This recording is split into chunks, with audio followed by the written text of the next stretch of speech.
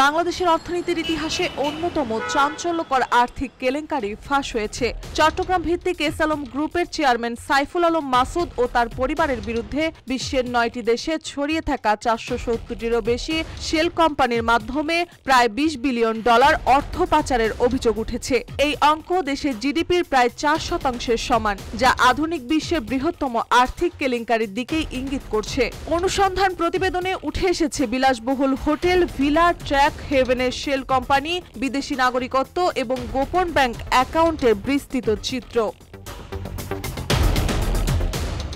অর্থ পাচারের এই জটিল নেটওয়ার্কে অন্তত ৯টি বিদেশি আর্থিক গোয়েন্দা সংস্থা তথ্য সরবরাহ করছে। প্রতিবেদনে বলা হয়েছে, এস আলম গ্রুপ ৪৭০টি শেল কোম্পানির মাধ্যমে ৯টি দেশে প্রায় ২,২৩,৮৫৫ কোটি টাকা পাচার করেছে। কোম্পানিগুলোর অধিকাংশই নিবন্ধনের সময় মূলধন গোপন রেখেছে, যা সরকারের নজর এড়ানোর পরিকল্পনার চেষ্টাকে নির্দেশ করছে।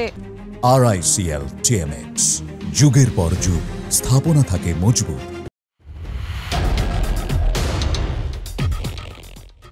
সাধারণত বাংলাদেশ ফাইন্যান্সিয়াল ইন্টেলিজেন্স ইউনিট কয়েকটি দেশের মধ্যে সীমাবদ্ধ থাকে, কিন্তু এস আলম গ্রুপের অনুসন্ধান ১১৭টি দেশে সম্পাদিত হয়েছে। সাইপ্রাস, অ্যান্টিগুয়া ও বারবুরা, ইতালি, তুরস্ক, Singapore, jersey, British Virgin island, সংযুক্ত আরব আমিরাত ও আইল অব ম্যান সহ বিভিন্ন দেশে প্রমাণ ও তথ্য সংগ্রহ করা হয়েছে। British Virgin Island, Jersey, Singapore ও আইল অব ম্যানের মতো ট্র্যাক হেভেন, সাইফুল আলম মাসুদ ও তার পরিবারের নামে অন্তত ১৯টি শেল কোম্পানি নিবন্ধিত রয়েছে। এসবের মাধ্যমে মালিকানা রয়েছে ৫ তারকা হোটেল, বিলাসবহুল ভিলা ও জমি। সিঙ্গাপুরে মাসুদ পরিবারের ২১টি ব্যাংক অ্যাকাউন্ট, ১৭টিরও বেশি বীমা পলিসি এবং ব্রোকারেজের বিনিয়োগের তথ্য পাওয়া গেছে।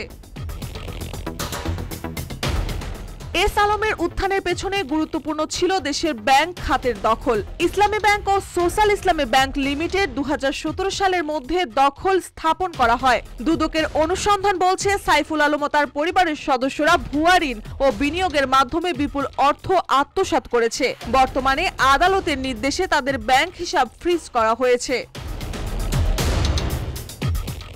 ২০২৪ সালের আগস্টে সরকারের পদত্যাগের পর থেকে দুদকে সাইফুল আলম ও তার স্ত্রী ফারজানা পারভিনের বিরুদ্ধে ১,৫৩৯ কোটি টাকার অবৈধ সম্পদের মামলা করেছে। তাদের দুই ছেলে এহসানুল আলম ও আশরাফুল আলমের বিরুদ্ধে ইসলামী ব্যাংক থেকে প্রায় ২,২০০ কোটি টাকা আত্মসাতের অভিযোগে মামলা চলছে। এই অনুসন্ধানে দেশের ইতিহাসের অন্যতম বিস্ময়কর আর্থিক কেলেঙ্কারির চিত্র তুলে ধরেছে। প্রায় $২০ বিলিয়ন অর্থ পাচার, ট্র্যাক হ্যাভেনের শেল কোম্পানি, বিলাসবহুল ভিলা ও হোটেল, বিদেশি নাগরিকত্ব, এস আলম গ্রুপের এই গোপন সাম্রাজ্য প্রশ্ন তুলছে দেশের আর্থিক নিরাপত্তা ও তদারকির কার্যকারিতা নিয়ে। এখন দৃষ্টি দেশের আইন শৃঙ্খলা ও অর্থনৈতিক কর্তৃপক্ষের দিকে।